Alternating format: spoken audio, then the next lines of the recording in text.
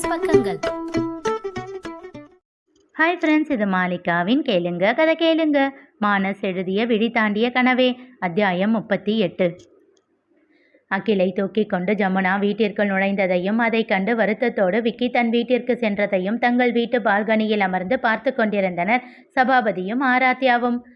அவன் முகமே வாடி போச்சுமா என்றார் சபாபதி. இருக்கட்டும் அங்கிள் என்றான் ஆரா. இப்படியெல்லாம் பண்ணா அவன் வழிக்கு வருவான்னு நினைக்கிறியாமா?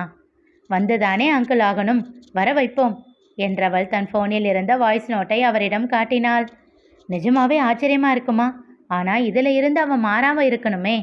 அதுக்கு தான் அங்கிள் பதில் அனுப்பாமல் இருக்கேன். கொஞ்சம் எல்லாரும் தள்ளி இருந்தாதான் அவனும் நம்ம வழிக்கு வருவான். அப்போ வைத்தியக்கிட்ட கூட சொல்லிட்டியா? இல்லை அங்கிள், அவர் பாவம். இவன் கடைசி நிமிஷத்தில் பல்ட்டி அடிச்சிட்டா நமக்கெல்லாம் அது சாதாரண விஷயமா தான் இருக்கும். ஆனால் அவருக்கு அது வேதனையாக போயிடும். அதனால் அவர்கிட்ட எதுவும் சொல்ல போகிறது இல்லை. நீங்களும் எதையும் சொல்லாதீங்க. அவன் முதல்ல நாம் நினைக்கிற மாதிரி மாறட்டும், அப்புறமா பார்த்துக்கலாம். அப்போ அவன் எப்படி படிப்பான்? அது அவன் பாடு. எல்லாத்தையும் நாமளே பண்ணிக்கிட்டு இருக்க முடியுமா? நம்ம வேலையெல்லாம் அவன் கோர்ஸ் சேர அவனோட மனசை மாற்றுறது மட்டும்தான். அவன் மனசு மாறும்னு நம்புவோம் என்று சொல்லி சிரித்தார். கன்னத்தில் தன் விரலை வைத்து தேய்த்தவாறு யோசித்த ஆரா, எல்லா பக்கமும் அவனை நெருக்கணுமே என்றாள். என்ன பண்ணணும் அதுக்கு என்றார் சபாபதி புரியாமல். நாகா அண்ணன் ஃபோன் நம்பர் கொடுங்க அங்கிள். நாம் எல்லாரும் அவன்கிட்ட இருந்து விலகிட்டோம்னா அவன் அங்கே தான் போவான். அவரும் ஒதுங்கணும். நீ வேற, அவங்க 2 பேரும் நகமும் சதையும் மாதிரி. இவனால் எவ்வளவு கஷ்டப்பட்டாலும் அவன் திரும்ப திரும்ப இவனை கூட வச்சுக்கிட்டு தான் சுற்றுவான். இவனும் திருந்த மாட்டான், அவனும் திருந்த மாட்டான் என்றார் சலிப்பாக. புன்னகைத்தாள் ஆரா. ஆனால் விக்கி நல்லா இருக்கணும்னு அவர் ஆசைப்படுவார் இல்லை? நிச்சயமா. அப்போ அவர் ஃபோன் நம்பர் கொடுங்க அங்கிள், நான் அவர்கிட்ட பேசுகிறேன். சபாபதி அவன் எண்ணை தர நாகாவை அழைத்து பேசினாள். ஆரா, உண்மையை சொல்லு. நிஜமாவே அவன் படிக்கிறேன்னு ஒத்துக்கிட்டு சொன்னானா? நீங்கள் நம்பலைன்னா அந்த வாய்ஸ் மெசேஜை உங்களுக்கு அனுப்பி வைக்கவா? ஆச்சரியமாக இருக்கே என்றான் அவன். என்ன அண்ணா, அவனே படிக்கிறேன்னு சொன்னாலும் நீங்கள் விட மாட்டீங்க போல. அச்சச்சோ, என்னம்மா நீ இப்படி சொல்கிற? அவன் மட்டும் நல்ல நிலைமைக்கு வந்தால் என்னை விட சந்தோஷப்படுறவங்க யார் இருப்பா? அப்போ நான் சொல்கிறது செய்யுங்க என்று தன் திட்டத்தை கூறினாள். அவனும் சரி என்று ஒப்புக்கொண்டு அழைப்பை துண்டித்தான். இப்போ பார்க்குறேன் அவன் எப்படி நம்ம வழிக்கு வராமல் போகிறான்னு என்றாள் சிரித்து கொண்டே. எப்படியோ உன் நம்பிக்கை பொய்யாகாமல் இருந்தால் சரி. அந்த கடவுள்கிட்ட தினமும் அதுதான் வேண்டிக்கிட்டே இருக்கேன். அவன் மட்டும் கொஞ்சம் பொறுப்பாக இருந்துட்டான்னா வைத்தி ரொம்ப சந்தோஷப்படுவான். சொல்லும்போதே அவர் முகம் மலர்ந்தது. ஆசையாக அதனை பார்த்து கொண்டிருந்தாள் ஆரா. என்னம்மா அப்படி பார்க்குற? ஒன்றும் இல்லை அங்கிள். இளமை இருக்கும்போது நட்பு இருக்கிறது பெரிய விஷயமில்லை. இந்த வயசுலையும் 2 பேரும் எவ்வளவு நட்போடு இருக்கீங்க. அவர் என்னன்னா நீங்களும் ஆன்ட்டியும் சந்தோஷமாக இருக்கணும்னு என்னை வந்து இங்கே தங்க சொல்லி என்கிட்ட கெஞ்சிக்கிட்டு இருந்தார். நீங்கள் என்னன்னா அவர் பையன் நல்லா இருக்கணும்னு இவ்வளவு ஆசைப்படுறீங்க. உங்கள் 2 பேரோட நட்புக்கு ஹேட்ஸ் ஆஃப் அங்கிள் என்று சொல்லிவிட்டு எழுந்தாள். நான் போய் அகிலை தூக்கிட்டு வரேன், அவனுக்கு சாப்பாடு ஊட்டணும் என்று சொல்லிவிட்டு படிகளில் இறங்க ஆரம்பித்தாள். ஆரா, ஒரு நிமிஷம். சபாபதியின் குரலில் நின்று திரும்பி பார்த்தாள். என்ன அங்கிள்? வைத்தி எங்களுக்காக இங்கே தங்க சொல்லி ஏன் உன்கிட்ட கெஞ்சணும்? திகைத்தாள் ஆரா. தன்னை மீறி உளறிவிட்டதை உணர்ந்து கொண்டாள். ஒரு நொடி தருமாறி அவள் பின் சமாளித்து கொண்டு கூறினாள். ஒன்றுமில்லை அங்கிள். ஆன்ட்டி அவங்க பையனை நினச்சி ரொம்ப வருத்தத்தில் இருந்தாங்களாமே. அதை பார்த்து நீங்களும் வருத்தப்பட்டுக்கிட்டே இருந்தீங்களாம். உங்கள் 2 பேரையும் டைவர்ட் பண்ண அகிலால தான் முடியும் அப்படின்னு சொல்லி என்கிட்ட வந்து கேட்டார். நான் தெரியாத இடத்துல வந்து எப்படி தங்குறது அப்படின்னு தயங்கினேன். அப்போதான் என்கிட்ட கெஞ்சினார். தெரியாத இடம்னு நினைக்காதம்மா. அவங்க 2 பேரும் உன்னை நல்லா பார்த்துக்குவாங்க. அவங்களுக்கு நீ துணை, உன் பையனுக்கு அவங்க துணை அப்படின்னு என்கிட்ட சமாதானம் பண்ணி இங்கே கூட்டிக்கிட்டு வந்தார். இங்கே வர்ற வரைக்கும் எனக்கு கொஞ்சம் தயக்கமாக தான் இருந்தது. ஆனால் இப்போ ரொம்ப ஹாப்பியாக இருக்கேன் என்று சொல்லி புன்னகைத்து விட்டு படிகளில் இறங்கி சென்று விட்டாள். அவள் சொல்வதை ஏற்றுக்கொள்வதைப் போல் இருந்தாலும் அவள் தடுமாறிய அந்த ஒரு நொடி சபாபதியின் மனதில் சந்தேக விதையை தூவியது. சிறிது நேரம் கழித்து ஆரா அகிலுக்கான உணவை சமையல் அறையில் தயார் செய்து கொண்டிருக்க சபாபதி அகிலை மடியில் வைத்து கொண்டு அவனோடு விளையாடி கொண்டிருந்தார். அப்பொழுது அவர் முன்னே இருந்த டீப்பாயின் மேல் இருந்து ஆராவின் செல்போனில் அழைப்பு வந்தது. எடுத்து பார்த்தார்.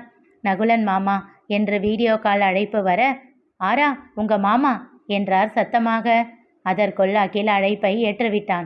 எப்பொழுதும் நகுலன் வீடியோ காலில் அழைத்து அவனிடம் பேசும் பழக்கம் இருந்ததால் அவன் அழைப்பை ஏற்றுவிட்டான். திரையில் அகிலை கண்டதும் நகுலன் அவனை கொஞ்ச ஆரம்பித்தான். அதை கண்ட அகில் சிரிக்க தொடங்கினான். குட்டி பையா, என்ன சாப்பிட்டீங்க என்று அவன் கேட்க, இல்லை என்பதைப் போல் அவன் உதட்டை பிதுக்கினான். பாத்தியா, உன் அம்மா உனக்கு சாப்பாடு கொடுக்காம என்ன பண்றா? கூப்பிட அவளை. இப்போ நான் அவளை திட்டுறேன் என்றான் நகுலன். அதை கேட்டு சிரித்தான் அகில். பெரியப்பா அம்மாவை திட்டுனா உனக்கு சந்தோஷமாடா என்றார் சபாபதி சிரித்து கொண்டே. அவர் குரலை கேட்டு நகுலனின் முகம் மாறிவிட யார் என்று புரியாமல் அவன் முகம் மாறியதாக எண்ணிக்கொண்டார். போனை சரி செய்து தன் முகம் தெரியுமாறு வைத்து கொண்டார். ஹலோ நகுலன், நான் சபாபதி என்றார் புன்னகையோடு. அவன் முகம் இன்னும் இறுகி போனது. அவன் பதில் எதுவும் சொல்லும் முன் அங்கே வந்த ஆரா அவரிடம் இருந்து போனை வாங்கி ஹாய் மாமா என்றாள். நகுலனும் ஹாய் ஆரா குட்டி என்று விட்டு அவளிடம் பேசத் தொடங்கினான். சபாபதியிடம் இருந்து அகிலையும் வாங்கி கொண்டவள் கீழே அமர்ந்து அவனை மடியில் அமர்த்தி கொண்டாள். அவர்கள் எதிரில் செல்போன் ஸ்டாண்ட் வைத்து அதில் போனை ஃபிக்ஸ் செய்துவிட்டு நகுலனிடம் பேசிக்கொண்டு அகிலுக்கு ஊட்டத் தொடங்கினாள். சபாபதி யோசனையோடு நாற்காலியிலிருந்து எழுந்தார். ஆராமா, நான் கீழே போறேன் என்றார். ஓகே அங்கிள் என்றவள், அகில் தாத்தாவுக்கு பாய் சொல்லு, குட் நைட் சொல்லு என்றாள். அவனும் சமர்த்தாக சொல்ல புன்னகையோடு கீழே இறங்கி சென்றார். ஜமுனா சமையலறையில் இரவு உணவை தயாரித்து கொண்டிருக்க யோசனையாக சென்று சோஃபாவில் அமர்ந்தார். அவர் மனம் குழப்பத்தில் இருந்தது. இதற்கு முன் நகுலனை முன்னே பின்னே பார்த்தது இல்லை. இதுவரை அவன் இங்கே வந்ததும் இல்லை. ஆராவையும் அகிலையும் பார்க்க வேண்டும் என்றால் ஆராவின் அலுவலகத்திற்கு வருவான். அவன் வரும் நாட்களில் அகிலை தூக்கி கொண்டு அலுவலகத்திற்கு சென்று விடுவாள் ஆரா. இரவு உணவையும் முடித்து கொண்டே வீட்டிற்கு திரும்புவாள். நகுலனை பற்றி அவர்கள் கேட்டால், அவருக்கு ராத்திரி பஸ் அங்கிள், இப்போ ஏறினாதான் அவர் காலையில் வீட்டுக்கு போக முடியும் என்று விடுவாள். ஏனோ நகுலன் இதுவரை இங்கே வீட்டிற்கு வந்ததே இல்லை. ஏன் என்று பல நாட்கள் அவர் யோசித்திருக்கிறார். தனியாக இருக்கும் பெண்ணின் வீட்டிற்கு அடிக்கடி அவன் வந்தால் யாரேனும் தவறாக பேசுவார்கள் என்று யோசித்திருக்கலாம் என்று இத்தனை நாட்கள் நினைத்திருந்தார்.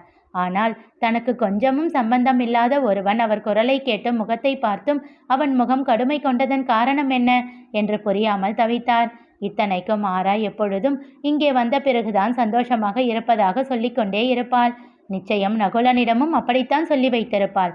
அப்படி இருக்கையில் அதற்காகவும் அகிலை பார்த்து கொள்வதற்காகவும் இவர்களிடம் நன்றி அல்லவா தெரிவிக்க வேண்டும்.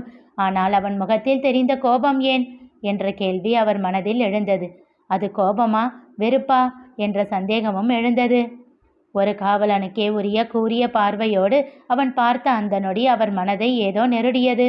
போதாததற்கு வைத்து ஏன் இவளிடம் சென்று கெஞ்ச வேண்டும் என்ற கேள்வியும் அவர் மனதை துளைத்து கொண்டிருக்க ஆராவிடம் ஏதோ ரகசியம் இருக்கிறது என்று நிச்சயமாக நம்பினார். ஆரா எதிர்பார்த்ததை போல் இரவு நாகாவை அழைத்தான் விக்கி. அவன் அழைப்பை ஏற்று சொல்லு என்றான் நாகா ஒற்றை வார்த்தையில்.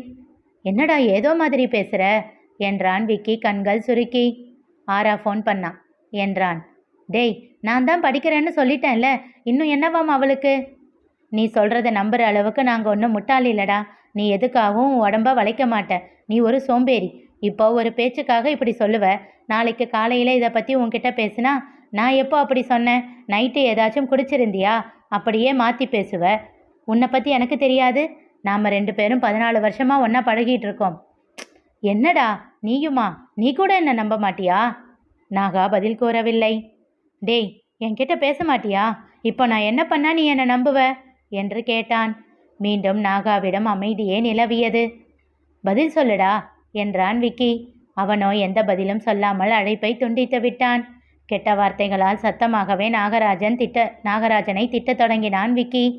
என்னை யாரும் நம்ப மாட்டீங்கல்ல, எப்படி நீங்கள் என்னை நம்பாமல் போறீங்கன்னு நானும் பார்க்குறேன். நாளைக்கே என்னோட வேலையை ஆரம்பிக்கிறேனா இல்லை என்ன பாருங்க என்று வீராப்பாக சொல்லிவிட்டு படுத்து உறங்கிவிட்டான். மறுநாள் காலையில் வைத்தீஸ்வரன் எழுந்து காலை கடன்களை முடித்துவிட்டு அறை கதவை திறந்து கொண்டு வெளியில் வந்தவர் எதையோ கண்டு ஆ என்று அலறிக்கொண்டே வேகமாக மீண்டும் அறைக்குள் ஓடி கதவை மூடிக்கொண்டார். அவர் கண்டது என்ன தெரிந்து கொள்ள தொடர்ந்து கேளுங்க. கதை கேளுங்க. மீண்டும் சந்திப்போம்.